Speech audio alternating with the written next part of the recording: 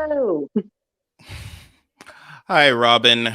Welcome to our pre-recorded what Marjorie Taylor Greene is up to now, chat. We're not supposed to tell them. They're supposed to think it's live before a studio audience. uh, let's jump right into this. So, on President's Day, no less, sitting member of Congress Marjorie Taylor Greene tweeted, and I will read this. I'm not going to actually show any video of her, just on general principle, but we need a national divorce. We need to separate by red states and blue states and shrink the federal government, Greene tweeted. From the sick and disgusting woke culture issues shoved down our throats to the Democrats' traitorous America Last policies, we are done. Obviously, the irony here of like she's calling for the literal dissolution of the United States while calling Democrats traitors who put America last.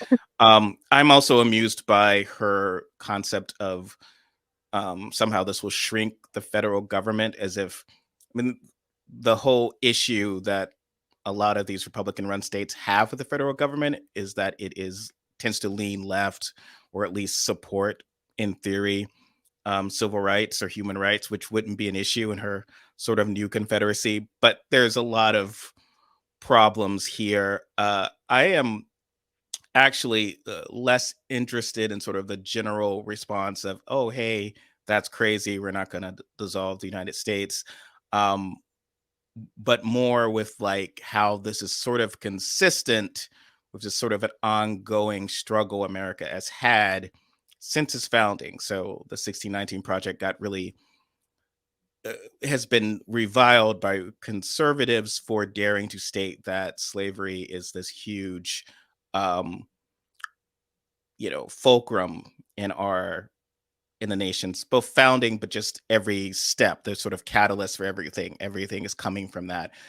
Whereas, Marjorie Greene isn't talking about how she's fed up with tea time and stuff like that. Like the war with Britain is over. It's this ongoing issue of one significant kind of group. To be fair, they did go through a period where they started wearing those tri-corner hats again. Yes.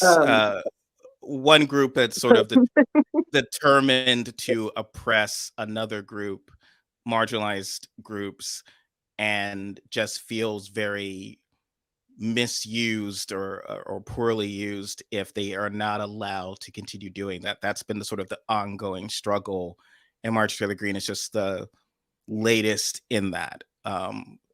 Her sort of issues are with the inability in her mind of being able to oppress minorities and impose draconian abortion bans and trans bans and sort of forth without, the woke left in these quote unquote Democratic run states attacking them. So that doesn't seem, it is something that we probably should take seriously, right? Like it's not something we should dismiss. But at the same time, the truly inane thing about it is that people who propose what she's proposing still would not change her problem, which is the fact that we exist. Like, it's not like they would, unless they would be getting their own internet, which they don't like. They get very upset when they had to make their own social media sites and everything, and they weren't able to interact with the rest of us. They would still have the exact same thing experientially, because their big issue is that people are on the internet disagreeing with them. Yeah, well, they don't want us to exist. So you get that, right? Like that's always been, I think, one area that is often missed when discussing the lead up to the Civil War and then the actual Confederacy itself. They weren't necessarily going to do some sort of Song of the South, isolated Song of the Southland, period. If you read sort of founding Confederate documents, they were an imperialist nation. They essentially wanted to expand slavery across the continental United States into Cuba. Well, yeah, they kept fighting for more states to be slave states. It wasn't just like, let us continue owning people. They were like, other people got to own people too, or else it's not fair. So I don't think this is always when they talk about national divorce, it's like, I don't know, divorce is sort of a weird analogy here because it's not like we're not getting along and we go our separate ways and maybe you take my couch or something, but it's more like we go our separate ways, but I'm going to take the kids and continue beating the crap out of them.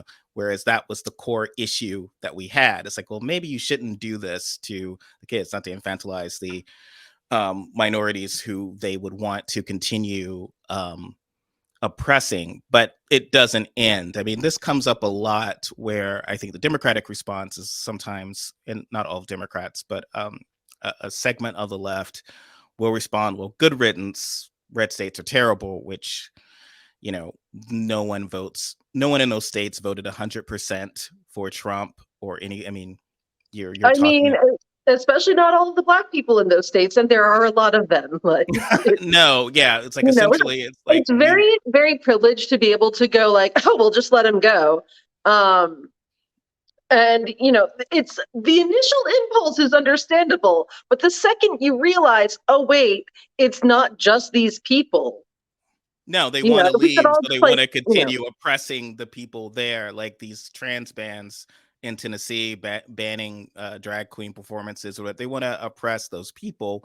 And what's frustrating, I saw this online. You know, people will go, "Oh, well, just leave, move to these blue state utopias, which are often cities." I mean, the laws. I mean, yeah, obviously, even if you move to rural Oregon, it might not be great for you, like on a personal or level, rural but New York, or rural Massachusetts, or rural Illinois. It's hard to say that multiple times, but yeah, the state's laws are going to essentially still be impacted by um, the liberals in the cities. But you know, moving these places it's incredibly expensive, and we're talking like in yeah, Louisiana, someone like how there are people here who cannot afford to like literally move. I knew folks like this, if they got a job they couldn't move the 3 hours to another job, like, yeah. and to pay the first last security deposit. And what's frustrating, because if you live in cities, and this includes Portland or include New York, their big issue is with um, the unhoused population or growing Mhm. unhoused. A lot of those people were often, a lot of the runaways, a lot of the folks winding up on streets were running from horrible situations. These cities aren't necessarily known for their wonderful refugee program. Come here and we'll set you up. It's generally like, no, you're poor. It's like there's no Amazon job for every there's no Amazon job for every person coming from, you know, Alabama who wants to escape um oppression. You know, the Great Migration in historically the Great Migration, when blacks were essentially chased out of the South because it had gotten so terrible. Yeah. They just wound up enduring a different type of oppression. It wasn't necessarily that much better, of course, grading on a scale. So it is just absurd when people refer to, when I see folks referring to quote unquote red states, because there's not really such a thing as red states and blue states, There but really isn't. It's more like cities and rural areas, because a lot of the cities in these southern states are also quite liberal. um, it's, you know, not often remembered today because our history class courses are what they are. Thank you, um, Ron DeSantis, though that's deliberate. The South, before the South actually did secede, some of the initial secession movements were from free states who were trying to escape the slave power that at that time dominated the federal government. So this goes back to I think as early as the 1830s. Many New Englanders saw themselves as the sort of political victims of these conspiracies between slave owners and Western expansionists. And like when white people kind of said, we're going to take Texas, for instance, look into the origins of Texas is kind of Oh yeah, gruesome. no, it's fucked. And so New England abolitionist Benjamin Lundy argued that the annexation of Texas was a long premeditated crusade set on foot by slaveholders, land speculators, etc., with the view of reestablishing, extending, and perpetuating a system of slavery and the slave trade. Um, and so there was an actual first petition for dissolving the Union from the citizens of Haverhill, Massachusetts, presented to Congress actually by Massachusetts Representative and former President John Quincy Adams in January 1842. So there was this sense of this core issue in this point. And I again, I feel like if you call it just slavery, it makes it it narrows it, which is again, is essentially the struggle between people who in almost sort of entertain the idea of a free nation and others who essentially want to oppress people actively. That's their jam. That's how either financially, so overtly, I want to have enslaved people so I can make money off of them. And just also from just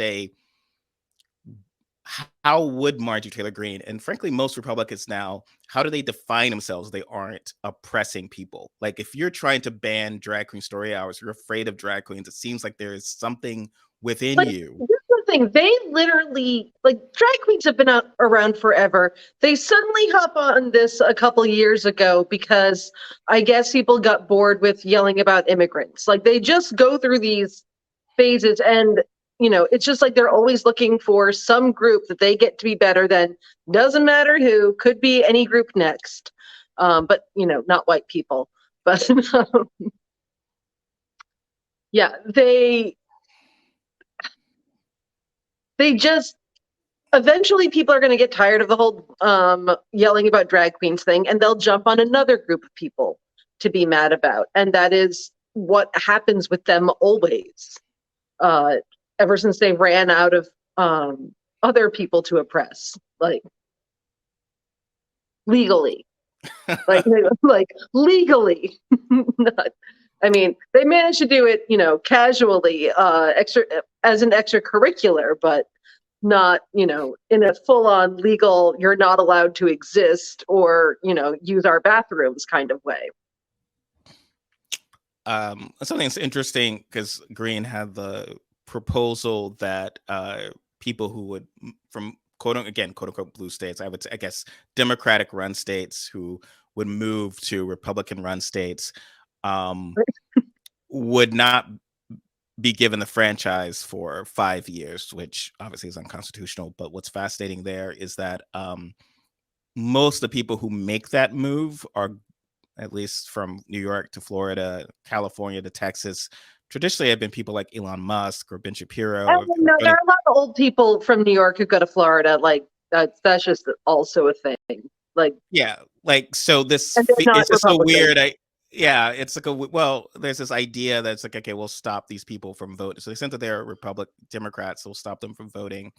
And Hannity had said, Greene is saying that a national divorce would empower individual states to form a smaller government, reduce the federal debt, set their own environmental standards, because Texas is just sort of within its own bubble. So if it's like destroying the planet, it won't impact any other surrounding nation states.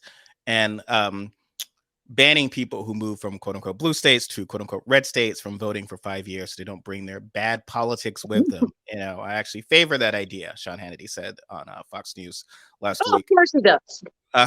So what's fascinating here is that, again, historically, due to the rising abolitionist movement prior to Civil War, Southerners were actually very wary of strangers, particularly whites from the North, to the point that local meetings of anti-abolition societies demanded that state legislatures pass laws calling for special taxes on abolitionists. Also, their immediate expulsion or imprisonment if they're abolitionists. In Louisiana, which I find is funny, strangers could be arrested for conversing with Black people. If we don't know why you're talking to a Black person, I if you're not mean, that's white. why my mom got fired from Bob's Big Boy in Florida. So So that is not even a joke. That is the literal truth. My mom was actually fired for talking to the Miracle Mets, who are apparently a really good Mets team. Of baseball players. And yeah, I don't know about sports. So these folks had abolitionists and they would have bounties on their heads. And then, we're seeing similar types of forms of repression for the anti-abortion movement, right? So they're realizing we either need to it can't just be within our own state, right? We need to make sure that there's nowhere anyone can get an abortion either. Well, that's what they're doing with the trying to ban the pill nationwide, the abortion pill. Like they're not just satisfied with it not being in their states, although it's gonna be in your states. Um, we're getting it there, but they want other people to not be allowed to have it. I mean, that's basically what anti-abortion shit is anyway. Like no one's forcing anyone to get abortions, and if they do, that's illegal. Um, it's never been like enough for them to just not have abortions themselves. It's other people. Actually, they're usually fine with. I correct myself. They're usually fine with having abortions themselves. It's the other people who are doing it for the wrong reasons. Usually, is where that ends up going. Yeah. Because there are a lot of anti-choice people who have made that choice for themselves or their kids. And it's sort of interesting. I remember I'd asked this once of like when someone was freaking out about the defund the police slogan and implying that it caused all this trouble. And the argument was like, oh, we are just sort of helpless. We can't, the rules don't apply for us no matter what, even if all our, leadership does not support this, just one random leftist doing it will sink us. Whereas we have Republicans can freely have members of like powerful members of Congress calling for the dissolution of the United States. And what can we do? We can maybe make fun of her on late night talk shows, but not actually anchor, the so-called moderate Republicans by this. And that just, it doesn't make any fundamental sense. It is sort of a self-fulfilling prophecy that exists because you let it exist. You create the situation where people just sort of, yeah, it's Marjorie Taylor Greene. And whereas Republicans just don't do that with the more what's perceived as extremist members of the Democratic Party. And it should be a big thing that she's calling for Who, by the violent way, are like revolution. centrists in every other country on earth. Like, No, like yeah, Bernie Sanders could be a centrist in almost any country in Europe. Sorry. and Greene is calling for a violent overthrow of the nation. You Mhm. don't sort of magically have a national divorce. This only occurs. And she even said, on Hannity, she said, and the last thing I ever want to see in America is a civil war. No one wants that. At least everyone I know would never want that. But it's going in that direction, and we have to do something, which clearly is her calling for violent insurrection. And that should be sort of the argument, not like how this would work or how would we, connect. Like, no, she's calling for an actual tear down the nation, fighting, while for the sole purpose of oppressing marginalized groups within these cities. And historically, again, when you talk about the centrists, though, they were the ones, again, leading up to slavery, who often align themselves with pro-slavery groups in the sense of abolitionists were pushing too hard and too Yeah. quickly. And Oh, so there was a always. lot of, That's always been the thing. Like in basically in every single movement ever. It's so like, things from, we agree with you, but you're a little tacky about it. We don't like it. so the Like, Missouri Compromise and others were all these sort of alignments between the pro-slavery and the moderates, with the perception that this would sort of just cool things off. I think the term is sort of cooling off, like cool off the dialogue, even though, slavery is bad. So what you're talking about is cooling off. It's like, let's not talk about millions of human beings who are being tortured to death, because that is generally working in 100-degree heat from morning to night until you collapse is sort of mhm. not a great way to live. And so we're sort of, how can we ignore this, or for the purpose of maintaining this union? What are we willing to ignore? I mean, it's very much a waspy thing. When you like, just like, let's ignore our problems and not argue, and pretend that slavery isn't happening, that Uncle Ted is not an alcoholic. Like, let's just pretend that none of these things are happening and just all have a pleasant time. And there's a lot of that in America. Oh yeah, I mean, and I think Claire McCaskill and James Carville, they were quoted, back in 2021 when Glenn Youngling won in Virginia based on a pretty, I would say, politely racist, but obviously overtly racist, but politely racist campaign. And the idea was sort of that Democrats were, I think Carville was directly quoted as saying, like, look, the perception is that all you're caring about pronouns and other stuff too much, and sort of dismissing it to being about pronouns when it's really the conservatives who are obsessing over this. It is usually the actual queer people who, like, this is trans people who are like, this is just what my pronoun they're is. just freaking out about things, and then no matter what they freak out about, there is a group of centrists out there who are going to go, see, look at all these woke people ruining everything for everyone else because Republicans picked a thing to freak out about. And the thing is, at some point, we have to realize that they're always going to find something to freak out about, whether it's pronouns or a tan suit, or if it's the 1619 Project or Grey Poupon. Like, no matter what happens, they're going to find a thing to freak out about. Obama was clearly not a socialist at all for any reason. And they were like, who's a socialist? That guy. Actually, there was an interesting video I saw recently where this guy brought up all of these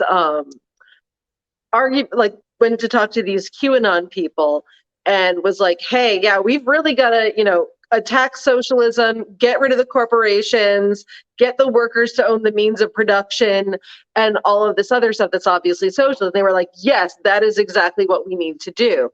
And as for the most part, they don't actually know what they're talking about. They're just finding one thing to freak out about after another and acting as if these things are actually relevant or that they are sincere about it in any way.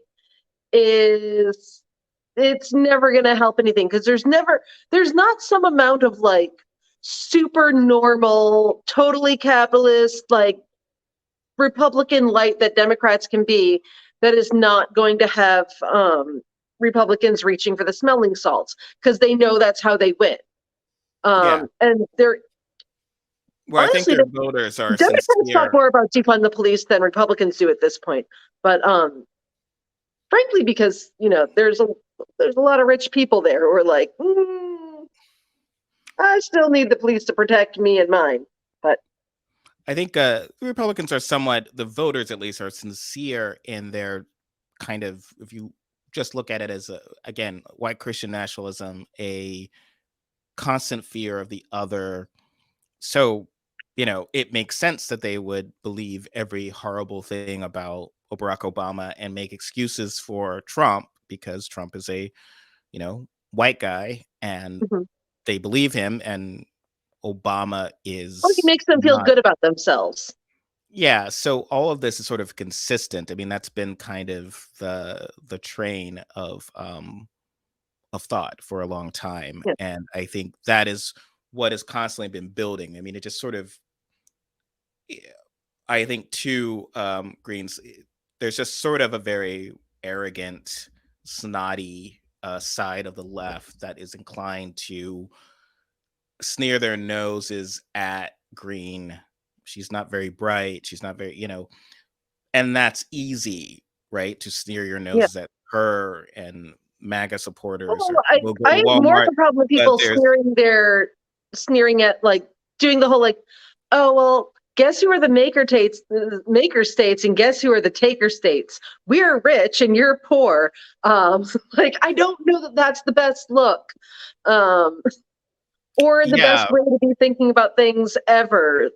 It's not good. Well, that's not the argument. Again, that ignores the history, because if you're going to make it as blunt as the maker states, Calif- i- pure capitalism wants to thrive. So California, and this argument, that idea of like, oh, the very wealthy California and the very wealthy New York and so forth can in Illinois will just let these states starve. Well, one, if they did that, of course, again, poor people in these states, many of the minorities who did not vote for this would suffer, Yeah. but also they want their money, right? So capitalists are kind of be like, how can I continue to make money? And so the history has been going back to the founding of the Constitution, which is like sort of, how can we maintain the good thing we have going? What compromise can we make? Hey, we're all a bunch of white guys in the room. Maybe the compromise will be for keeping these people enslaved for a while longer. I won't sacrifice anything, but it will make sure that we're a stronger nation. That's better than freeing these people and losing. And I saw this, I'd written about this before, and someone was like, well, why didn't they just kick South Carolina and Georgia to the curb? And they were saying we wouldn't join the union if you try to ban slavery. It was just like, well, why? What's in it for them? What's in it for them is like a full-on union and all that money. And okay, let's compromise for the people who are really being who would really suffer. So that is most likely, it is very naive to think that that would not be what the scenario is for these other states. Would be, okay, what compromise can we make? Who can we sacrifice to keep the nation together or to keep the money flowing? And we've seen degrees of this as well, where um, people will try to find a sense of, okay, well, what can we bend back on talking about racism, talking about trans rights. I mean, the New York Times is based in New York, and it's probably one of the biggest promulgators of anti Absolutely. anti-trans propaganda and rhetoric. So this idea that, Well, I think what they're trying to do on some level is the same thing that you were saying about, like, let's all be friends and get along and just sweep this under the rug. And can we just be nice to the transphobes and everything, so that, like, we don't have like this big fight, and that's not what, everything is about. We can be the adults in the room or whatever. I think that's a lot of what this is about for them. Um, it's gross. That is not meant to be a defense at all, but that is what they are absolutely trying to do. They're trying to be like, hush now, oh yeah, stop talking about this. You're going to upset people. Because, that is what the New York Times does in general. You know, they manufactured consent for the Iraq War. They want to manufacture consent for oppressing trans people. Like, yeah, like what would be the response? So if these southern states say, look, um whatever the federal government does, if you're trying to protect abortion rights, unless you there's been a pattern of this from the Fugitive Slave Act to these other of like, what are you going to do? Because the last time the southern states bailed, there was a war. So what she's talking about, either you sort of just skip ahead, so no war, but we'll skip ahead to the part where, like in the compromise with Rutherford B. Hayes, where you withdraw the federal troops in Reconstruction and let the South impose Jim Crow and oppress people for like another near century. Um, what are you going to do about it? And I think that becomes the big selling. So to me, it should be alarming, like what she's talking, because this is history. This is what has occurred. I mean, going back to refusing to acknowledge Joe Biden's victory, people say that's sort of unprecedented, but the South essentially was like, even though Lincoln was very moderate on slavery, they wanted they just rejected. It's like, okay, we're going to bail because he won and we did not elect him. He was the first president yeah.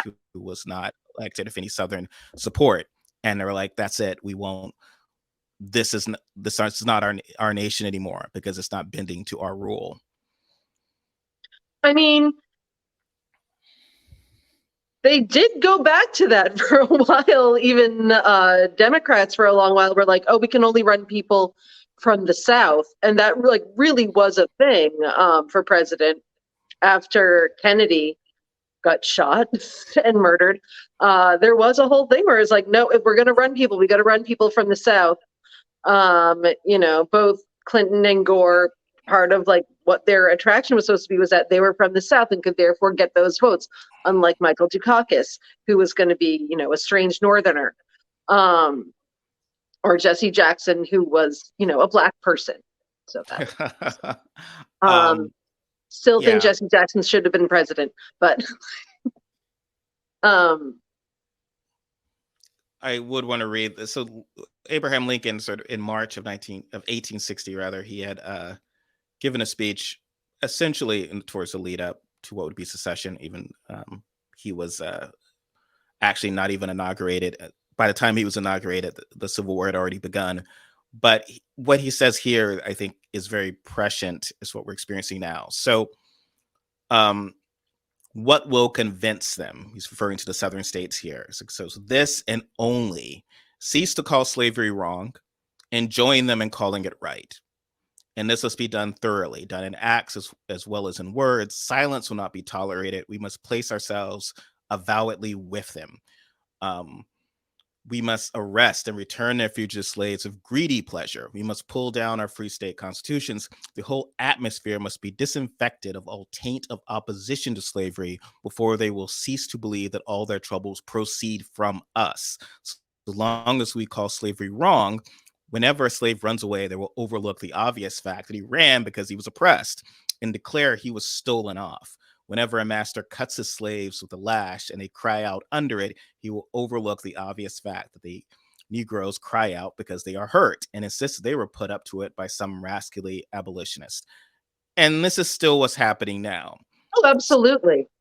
So it's this Because now belief it's that Antifa and Black Lives Matter doing everything. it's Antifa, it's George Soros, those are the ones who are stirring up negative sentiment. And as you said, it's idea of like, well, the internet will still exist, we won't go away, but all that does is create, similar like with Putin, right, invading Ukraine, the same thing of like, what we are doing is being done in self-defense. Like oh god, we separated, but they still are providing aid and comfort to our queer, because that will be the first thing, right? What would happen in the scenario, even if, and again, you don't get to this national divorce without a bloody war, but even if you had this sort of thing of where the federal government compromised and sort of refused to impose any sort of legislation on these Republican run states when they're passing anti-trans bills or whatever, when trans kids are fleeing and when trans families are fleeing, they will then say these states are enabling the, horrible destruction of these people, and I would we actually must disagree act and with we that must do something. because of the fact that, like, I do think that the way things were sort of run in like small towns and rural towns for a long time was that we're going to torture these people so that when they graduate high school, they will go to college and leave and like leave us alone. Um, just a general ongoing practice of doing that because they do want those people to leave and get sort of frustrated when they don't because they don't, Oh they yes, want to well, be able to like live in their bubbles without anyone, letting them know that trans people exist or gay people exist or, women who don't want to, be trad wives exist. that's it. Non-Christians Yeah, exist. that's a sort of a short-term solution though. I think that was working for a while, and I think in a way we saw that with how Germany treated Jews. So it's kind of like, Mhm. yeah, just get the fuck out, right? Yeah. Who cares?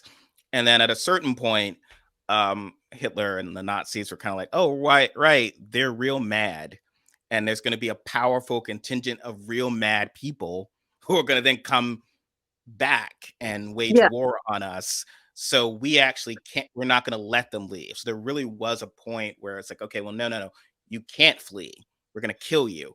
And I think I would not surprise me with that shift. I do think there's an escalating paranoia of what will happen with these people who then leave on those principles. It's like, okay, yeah, we've made it so that you want to leave, but what does that mean for us? I Um, I think that I don't know, because it's still, I think that like such a big part of it is that they want to be sheltered. Like they want to be sheltered and protected, and they want to get to live in a world where if there's one person like that, they get to torture them, and that's fine.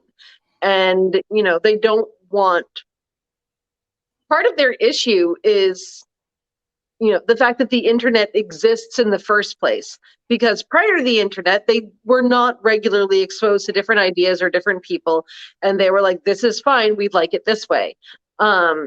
And now they are, and they're upset by it, and there's no, it's not like they're like leaving their house, and wherever, and constantly seeing like pride parades and drag queens everywhere. They're seeing it on the internet, they're seeing it on television. It's something that they're being exposed to that way, not because it's like a regular feature of their own actual lives. sure, but um even if they cut off the internet, they would then say, I mean, you've written about Million Moms and all these people. Their sense is that this culture exists and is hurting. They want to believe that they have complete control over this, and it would not happen. There would not be queer people if not for this other action. So I do think that they are continually hostile to, there's no peace with them, and there's no sense no. of like no escape from them. I think that they would um and not everyone can escape. I think there's Yeah. the I'm always wary of this argument that every queer person, every minority person is going to run off and get some great coding job or a great publishing Because job in a we know major that's city. not factually true. And if we do want to make that, more true, we need to be better about jobs and better about, supporting people financially and making it so that people can have health care. Because one thing I would like to point out is that hypothetically, if people did, pick up and move and get a new job, they would have a long time to go before they can get actual health care. Like, they'd have to wait until whatever it is clocked in, or either to get insurance from their company, or to be able to get like full insurance from the marketplace, which I have had before. And I'm not saying anything, but the only place that would take my insurance was like a weird shit, like anywhere near me was a very shady place that they refused to treat me unless I got on the guy's weird diet plan. Like, so that is also an issue. There are a lot of, we don't have, we're not providing subsidized housing. We're not, or like accessible housing. We're not making it so, the world is, and our world is like, I'm trying to think, like, not comforting. I'm trying, like, what am I trying to think of, like, inviting to people. Like, we need to make it so that people can, come here and have, or be wherever in the United States and have jobs that pay well and have homes and have healthcare and have all of these things, and not have to worry about, oh, if I pick up and move or if I do anything, I'm going to lose this No, I and mean, I not be think able to survive. these parts of the country, America in general, does not have the best reputation regarding refugees. And often when they do talk about refugees, they're talking often about model minorities. So it's like, oh, here's the best and the brightest of the persecuted minorities who come into our towns, as opposed to people who might be poor or not able to contribute at the levels that what they would say Yeah. justifies their coming there, or that they're coming and taking their jobs. So that sort of sentiment exists everywhere in this country. And so that would always be an issue. I think, to me, the biggest challenge with what Greene is talking about is that it is so, and I don't doubt when she talks about people around her discussing this, I don't necessarily doubt her, what she's saying. I think that there is a um, building sense of history repeating itself. Eventually, it will, either you get something as big as another violent, bloody war. I don't think that would occur necessarily, or you get another, essentially like the end of Reconstruction, another compromise that essentially abandons people to their fate. Um, that will be, I think Jory Reid had referred to it as sort of an apartheid hellscape in those states. So I think what happens is, okay, well, we won't, our compromise is that we won't pursue a sort of, we'll leave it to the states on abortion. We'll leave it to the states on gender affirming care and all this sort of stuff, even though that won't satisfy the people in those states because they don't want it to exist anywhere. But I feel like there are people who are constantly going to believe that there's a sort of compromise to be made with these people. And I think it's not so much the people who believe there is a compromise you made usually feel that the compromise is everyone shutting up about it. Like that is almost always what it's the make the trans people shut up about it, make the activists shut up about it, and then we won't have any problems. And these people will leave everyone alone. Because the real yes, problem is people complaining about it. that's If the you leave, historical pattern, is that the compromise is essentially the cooling off, that it will not yeah, be it's the something. if you The ignore the bullies, they'll leave you alone thing, which the is peace will continue, and yeah. I think that is not a peace that will continue. I think it will just grow and grow. Again, I mean, I found it interesting when Laura Ingraham had come out against what Greene had said. Laura Ingram's whole thing was essentially like, "Lady, what are you doing? We're winning." Like, why do you want to revolt? Like, look, we are winning. Have some patience. Essentially, the entire, she's talking about, there are good people in New York and California. They just need better leadership. So her sense is like, we are close. We can essentially put our people in every state, and we can run it the way we want it. White Christian nationalism across the nation. And I think Greene is sort of acting out. She has no patience. But that's sort of the extent. So someone with like zero patience, and then people who are very patient, like DeSantis, like very clearly, here's the step by step by step as to what we are sort of going to impose. So, Well, I think at the same time, for their perspective, from like their side, throwing out the crazy radical ideas helps move the even if everyone's like, oh no, not really, but whatever. That moves the Overton window in their direction. You throw that out, you toss it out there, and then people are like, you know, I'll consider it and maybe not agree with it. But then, something that someone else tosses out that seems slightly less radical is, oh, that's, maybe that's okay. And it's very strategic, honestly. yes, Is, but as apparently, as we're constantly told, that only works for Republicans. So no, Democrats, it actually would Democrats can't do it. Yeah. Only Republicans can. And so Democrats must always negotiate from like the point of, here's what we're willing to give you, which is almost everything. So, Yeah. oh, here's our very sensible gun plan. And then Republicans are like, no, you're going to ban all the guns. So you might as well have come in with, okay, We're going to ban all the you're going guns. to ban all the guns. And then you get to a sensible compromise. But I think there's a sense of the It's adults in the very like, room. we promise we're not going to scare you. We'll be very, very nice and, gentle. And then, like, no matter what occurs, they're like, oh my God, I'm being stabbed in the face right now.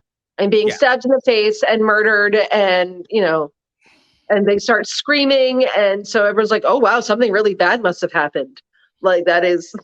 Yeah. So it's the idea that it's gimmicky unless you go, and I hear that a lot. It's gimmicky unless you come in with, here's, again, all reasonable, but all that puts you is right there. So now you've nowhere to negotiate. So then you just wind up like with, and there has been some sort of gun legislation, safety legislation. Then what happens? There's another slaughter. There's been several since the one that was passed. Mhm. And then we get, a lot of good moderates like, coming out and saying, oh, well, this is a shame. We need to do more. It's like, well, okay, well, you just passed something and it was essentially not effective enough. And now Republicans are going to say, like, okay, well, you passed something just last week. Maybe these laws don't work. So it's same with this idea of like, you already get sort of liberals to the table with, we're gonna like have a national divorce and a bloody civil war, and they're like, Well, okay, there well, were God like a knows, don't bunch do that. of, liberals going, actually, we don't mind if you leave. So, go and be well. Which But again, that's is even not a good counterintuitive. sentiment until you drill down for like 2 seconds and realize that that is a fucked thing to do to people. Well, that also is bad. I mean, because you start looking worse than Laura Ingraham, right? So Laura Yeah, Ingraham is like, well, we can, no state left behind was her very clever remark, which is essentially saying that every person can be redeemed by the healing power of her, you know, bullshit. conservatism. Exactly, as opposed to her saying, like, look, we kind of think that certain people are, let's say, deplorable or worthless, and we go, get lost, is not sort of the best way of addressing it. And No, you wind up losing more people in rural areas, because it's very clear that, oh yeah, you because think also like terrible even things people about who us. could be, not radicalized, but like, trans people start to feel hopeless after a while, I think. Um, it's like nothing's ever going to change for you. People do start to feel very hopeless and not great about things. And if, people are constantly insulting them and being like, oh, we're okay if you leave. Um, Well, you're Joe, actually poor anyway. I don't know if you like noticed. It's just, oh my uh, God, it comes across so horribly. And, people are insulted. Joe Behar at The View had said this about the Joy. uh, Ohio train spill, was that those people in East Palestine had Yeah. voted for Trump, and this was they were getting, which is of course not, obviously just not how elections work. So even if it's the most conservative area, you're still talking about what, 60-40, sometimes maybe 70-30. But those 30% are often Mhm. working pretty hard to try. I know sometimes are house districts, right? They're still, if you want to try to get a house district to flip, it's those people being on the ground feeling, if you're just telling them to just, F off, you actually literally deserve, and I've seen it with hurricanes, you deserve to be wiped out in tornadoes if you're in Kentucky and other places. Like, those people, as you say, just, I mean, how okay, is that well, even like that different from people being like, oh, witchcraft and gay people causing these tornadoes? It's not really that different in terms of magical thinking. I mean, I wouldn't say that that particular criticism was magical thinking because, yes, Trump and his deregulation likely led to the toxic spill. But there are like, there may be better ways to phrase that. Like, hey, maybe don't do that again. oh yeah, we'll talk about the future. No one Yeah. likes being beaten about the past, and it's very dismissive, and it just feeds a narrative. But I think people like feeling superior, so that becomes Oh, their. absolutely. So I think we're at time. We'll continue monitoring this, our continued dissolution of the United States, and we'll see you next time. Thank you, Robin. All right. Thank you, Stephen. Have a lovely day.